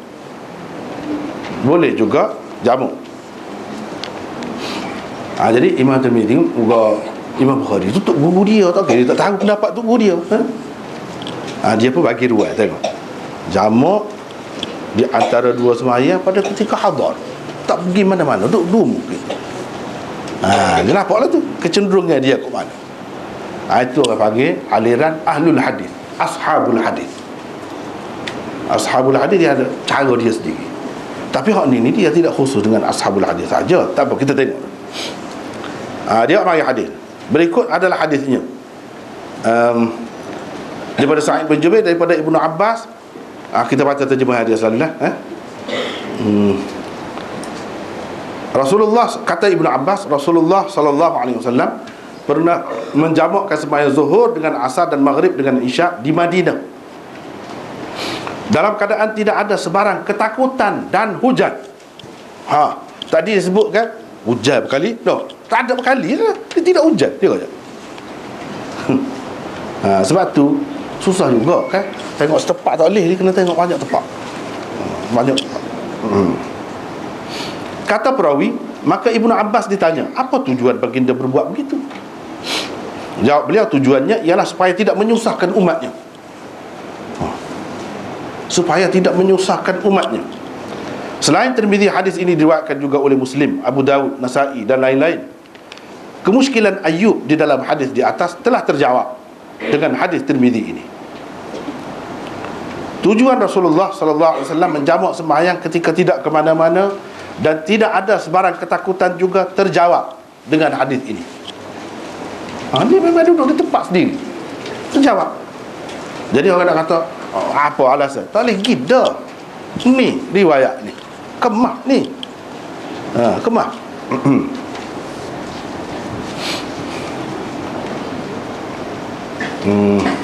Hafiz Ibnu Hajar di dalam Fathul Bari nya menulis, ada dia tulis.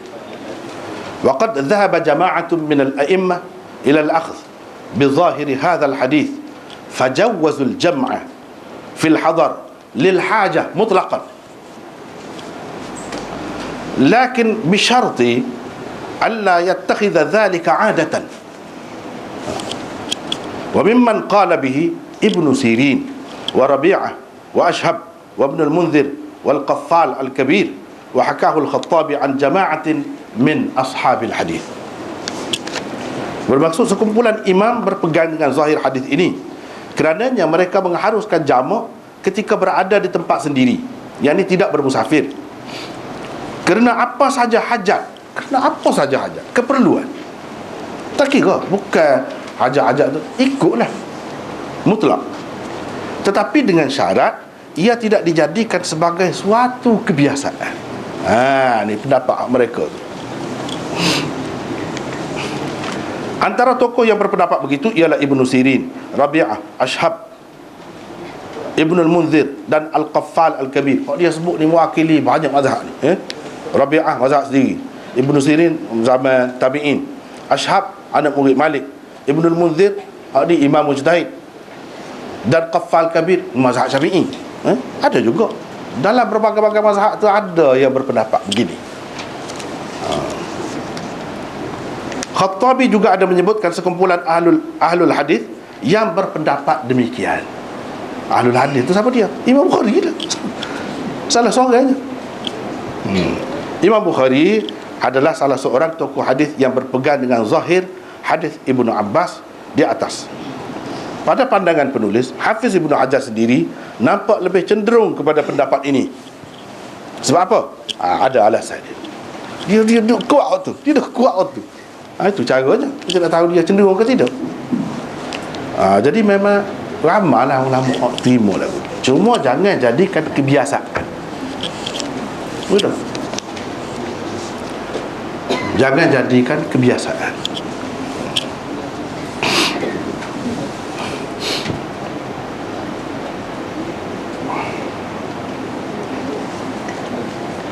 Waktu kita kata banyaklah kemudahan, memang mudah. Kepada doktor, kepada orang berjalan sana sini, kepada orang yang macam duduk di Kuala Lumpur tu, jam kereta, banyak kemudahan. Lepas tu mengambil kira pula hak boleh jamu boleh kawasan ni sejauh mana perjalanan. Kalau mengambil kira pendapat demo ni mudah, banyak kita mudah. Tak perlu masuk Syiah. Tak perlu. Tak perlu. Agama dia kalau itulah tarikannya, dalam Sunni pun ada banyak ruang. Imam Abu Daud kata 3 batu boleh dah. Kebakri kau sini berapa? 5 batu ke kilometer. Dia lebih kurang 3 batu kan? Ada. Boleh dah bagi dia. Hantulah ashabul hadis. Kalau kita kata tak serupa dengan mazhab Syafi'i berapa batu dah? 50 lebih. Itu pendapat dia. Sebenarnya kalau berdasarkan hadis-hadis yang soal hak Nabi sendiri tu tak ada. Orang ni pakai gini, orang ni pakai gini, tak serupa ke tak? Berdasarkan asar sahabat. Tu saya dia terjemah ni terjemah ni masing-masing lah. Kalau ikut tu mudah banyak. Mudah.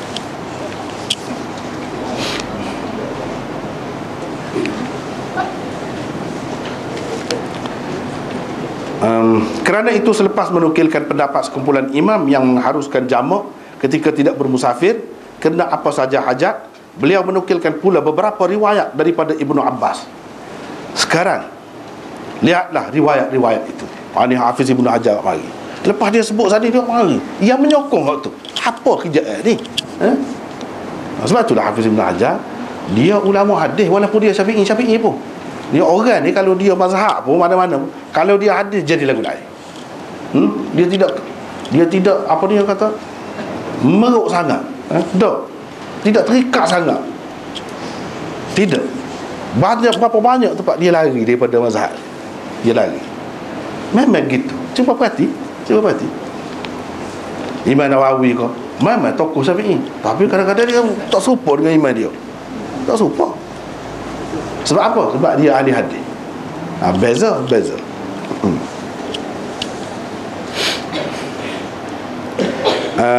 Satu, Nasa'i menerusi saluran riwayat Amr bin Harim. Hak tadi, hak kita sebut tadi. Itu satu. B, di dalam riwayat Muslim. Hak tadi, sebelum dah. Dia kemukakan hak tu.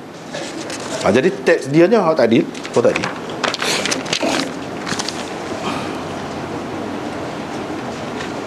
C, riwayat seumpama itu juga ada dinukilkan daripada Ibnu Mas'ud, bukan Ibnu Abbas kan? Ibnu Mas'ud ada juga. At-Tabarani dengan isnadnya meriwayatkan daripada Ibnu Mas'ud bahawa beliau berkata Rasulullah sallallahu alaihi wasallam pernah menjamakkan zuhur dengan asar dan maghrib dengan isya. Maka ada orang bertanya baginda tentangnya. Jawab baginda sallallahu alaihi wasallam, aku lakukan begini supaya tidak menyusahkan umatku. Kata-kata Rasulullah sallallahu alaihi wasallam, supaya tidak menyusahkan umatku, melemahkan pendapat orang-orang yang mengatakan jamak yang dilakukan oleh baginda itu adalah jamak suri, tidak suri.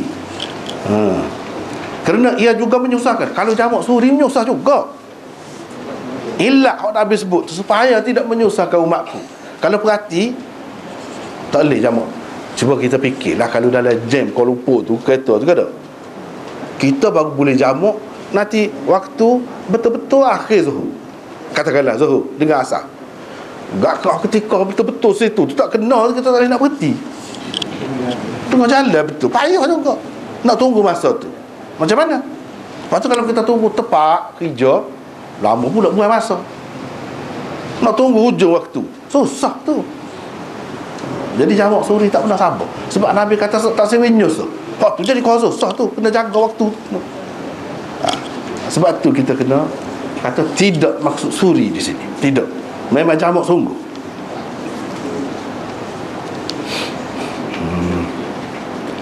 Imam Asy-Syaukani berkata, dengan adanya tokoh seramai tersebut, tadilah ramai, tidak dapat lagi kita mengatakan para ulama telah ijma' tentang tidak bolehnya melakukan jamak seperti itu. Tak boleh kita kata ijma'. Ramai kita mau tu tokoh yang kata boleh. Kalau ijma', apa mereka langgar? Tidak ijma'. Kita kena tahu ini ijma' dah, ini tidak ijma'. Kalau selagi tidak ijma', tak apa. Jadi sebab ada kata ijma' dah tak boleh, dia gaduh ijma'. Ijma' lalu, sikit-sikit ijma' lalu dah. Tak boleh lagi, tak boleh kata lagi.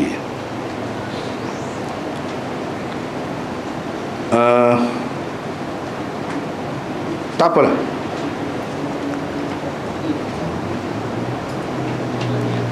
Jadi keterangan Hafiz Ibn Hajar di atas lebih menguatkan lagi pandangan penulis tentang salah satu tujuan Bukhari mengadakan tajuk bab ini. Lihat semula pendapat kelima dan keenam tadi. Kalau kita perhati kaitkan dengan apa ni hak Hafiz Ibn Hajar sebut tu, kenapa sebenarnya boleh.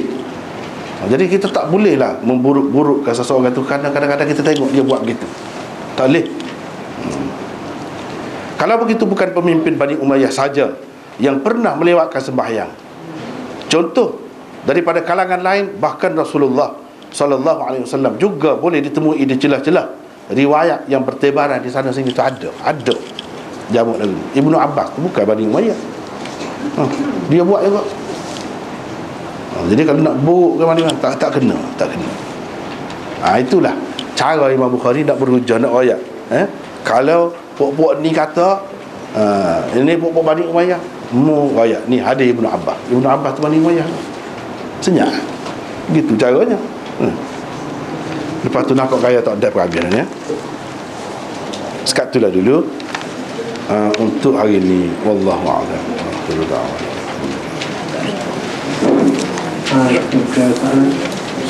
ada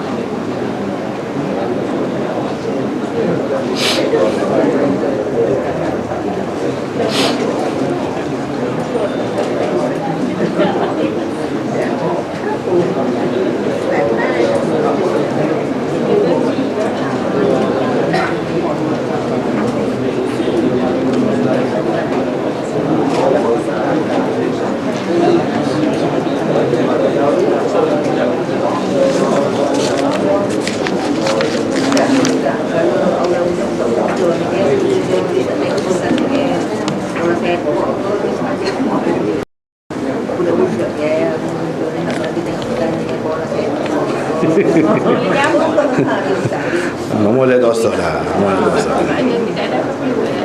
Tak ada. Biar benar sabar dah sikit ya.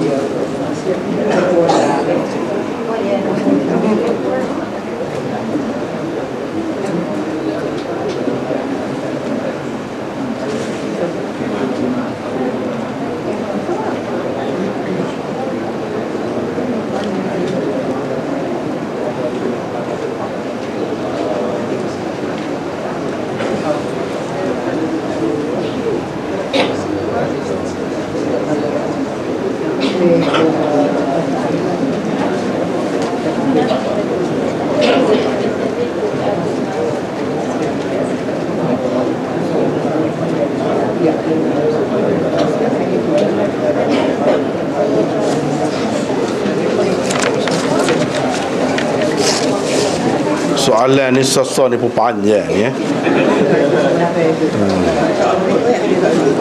Kita ada soalan ni beberapa setakat mana dan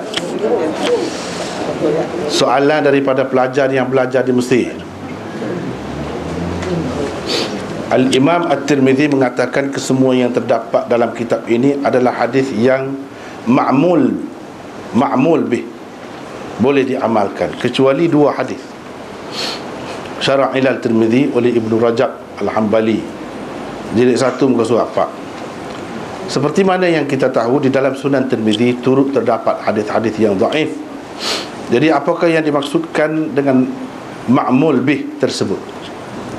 Kerana ini akan membuka peluang kepada si pelaku bid'ah, dan sudah ada sekarang ini yang menjadikannya sebagai hujah boleh beramal dengan hadis-hadis yang bertaraf dhaif jiddan, malahan maudhu' sekalipun. Ustaz Zulfadli Mesir, dia kirim salam kepada Ustaz.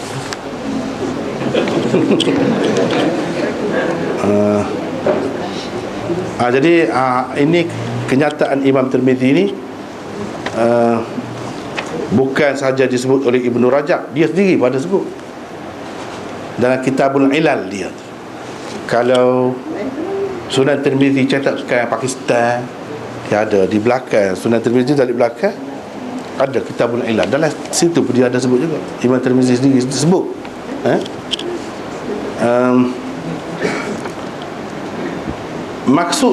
maksud dia dua hadis tu. Satunya hadis Rasulullah sallallahu alaihi wasallam ni kita baca tadi, duduk di Madinah jam. Tak ada apa sebab. Tak ada apa sebab. Hak ni orang tak pakar, dia kata. Hak lain semua orang pakar. Yang kedua iaitu hadis orang minum arak. Kalau minum arak 3 kali sebab lagi. Kali yang keempat Nabi suruh bunuh. Hal tu pun tak ada orang pakar juga, kata dia. Sebenarnya kedua-dua hadis itu dipakai. Orang-orang Hanafi kata Nabi jamak tadi, Nabi jamak suri, pakai. Dalam mazhab Hanafi pakai jamak suri. Dan tadi kita sudah bincang, bukan masalah Hanafi. Orang yang tidak Hanafi, Imam Bukhari pakai. Boleh jadi maksud dia tidak ma'mul biha tu, tidak dipakai secara meluas. Kalau begitu betul, secara betul kalau begitu. Dan hadis hak bunuh pada kali yang keempat itu mengikut fiqh, terutamanya mazhab Hanafi, dia kata kalau berdasarkan siasah boleh bunuh. Berdasarkan siasah. Mana kalau tak jadi gini-gini, tak berubah juga, masih lagi boleh sampai ke peringkat tu. Jadi mana pada hakikatnya orang pakai juga. Nak kata semua orang tak pakai, tak ada langsung, orang kata salah nak tu. Tidak. Tidak. Baik, kalau maksud Imam Tirmidzi di sini boleh pakai berlaku. Jadi dia kata hadis dhaif pun ada, kata ni ada kan. Jadi boleh pakai juga ke? Tidak itu maksud dia. yang boleh dipakai tadi maksudnya dalam bab fiqh. Ada pun hadis maudhu' gitu itu macam-macam ada. Tapi kalau dalam bab fiqh boleh dikatakan semua. Adalah orang tu pakar mazhab ni, pakar mazhab ni, pakar. Ada. Nak kata semua orang tak terima, tak ada. Cumanya mungkinlah kalau dalam bab fiqh tu dia ada hadis-hadis dhaif. Kita kena faham cara Imam Tirmizi tu pula. Kurang-kurangnya ada pak orang bawa apa ni muqaddimah Jami' Tirmizi. Sekurang-kurang baca tahulah cara dia. Baca muqaddimah Jami' Tirmizi, hak saya tulis. Sekurang-kurang ni. Sekurang-kurang je baca ni tahulah cara dia. Imam Tirmizi kadang-kadang dia buat mari hadis dhaif. Dia bukan pegang dengan hak dhaif itu dalam bab fiqh, dalam bab hukum.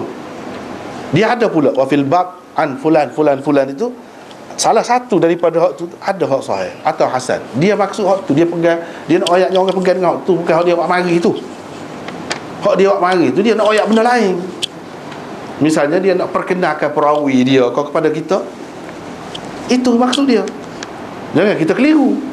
Sebab tu nak mengaji ni pun kena tahu usul dia juga, kena tahu kaedah dia pakai tu lagu mana. Tak boleh buka kitab pakai baca sendiri. Tak boleh. Dia jadi keliru. Kalau ada dalam Tirmizi bab hukum hak dhaif, kita kena kata ulama-ulama mujtahidin bukan pakai hak tu dengan sanad tu. Tak. Hak dhaif mana boleh pakai dalam bab hukum. Kita kena kata dia pakai dengan hak Imam Tirmizi isyarat. Adalah ni saya ada tulis. Tengok situ. Dah banyak lagi lah kaedah dia. Dia tujuan dia nak wayak tentang perawi itu, nak perkenalkan kepada kita perawi. Kalau wayak sahih belaka, orang tahu ramai dah. Imam Bukhari mari dah, Sahih Muslim mari dah. Jadi dia nak ceritanya selain daripada perawi-perawi yang kuat-kuat, hak tidak kuat pun ada juga riwayat ni. Jadi kamu kena tahulah. Sebab dia buat kitab dia tu dia nak suruh orang jadi muhaddis.